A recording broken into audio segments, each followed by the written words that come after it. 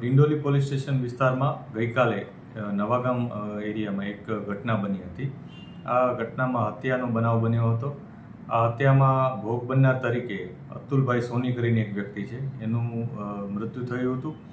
એ વ્યક્તિનું અગાઉ થોડાક દિવસ પહેલાં જે આરોપીઓ છે 5 આરોપીઓ એના સાથે ઝઘડો થયો હતો. અવારનવાર તકરાર પણ થતી હતી, પરંતુ ગઈકાલે તેઓએ એક આયોજનપૂર્વક રીતના આ બનાવને અંજામ આપ્યો હતો.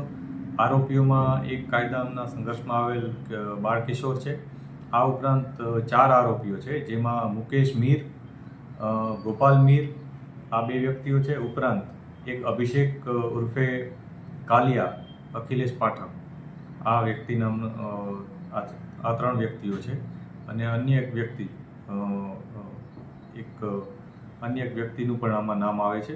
આ 4 વ્યક્તિઓ મળી અને જે કાયદાના સંઘર્ષમાં આવેલ વ્યક્તિ છે અને એ 5 જણાએ મળીને આ બનાવને અંજામ આપ્યો હતો. પોલીસે આ બનાવ અનુસંધાને IPC 302, 143 વગેરે મુજબની કલમો ઉમેરી અને ગુનો દાખલ કર્યો છે. આ ગુનો દાખલ કર્યાને તરત જ પોલીસે ગણતરીના કલાકોમાં જ 4 આરોપીઓની અટકાયત કરી લીધી હતી અને કાયદેસરની કાર્યવાહી કરી એમાંથી જે 3 વ્યક્તિઓ છે એની ધરપકડ કરેલ છે અને એક કાયદાના સંઘર્ષમાં આવેલ બાળ કિશોરને રાઉન્ડ અપ કરેલ છે. સાહેબ, આ લોકો કઈ જગ્યા ભાગ્યા હતા અને પોલીસે કઈ મહેનત કરીને આ લોકોને પકડ્યા છે?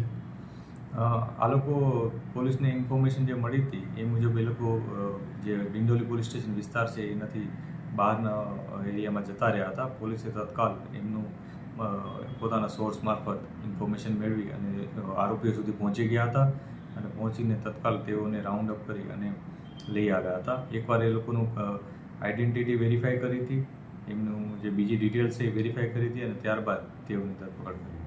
5 આરોપીઓના સાહેબ તમે નામ કહો, એ આરોપીઓ કોણ છે?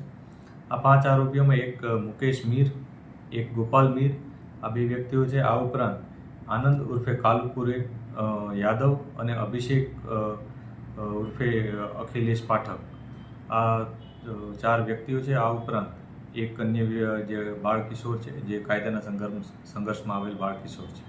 આ કેસથી જોડાયેલું છે, હજુ કોઈ પકડાયું ના હોય એવું? આ કેસમાં હજી એક વ્યક્તિ ગોપાલ મીર એ હજી પકડવાનો બાકી છે. એની ધરપકડ પણ જલ્દી થઈ જાય એ માટે પોલીસ પ્રયાસ કરી રહી છે.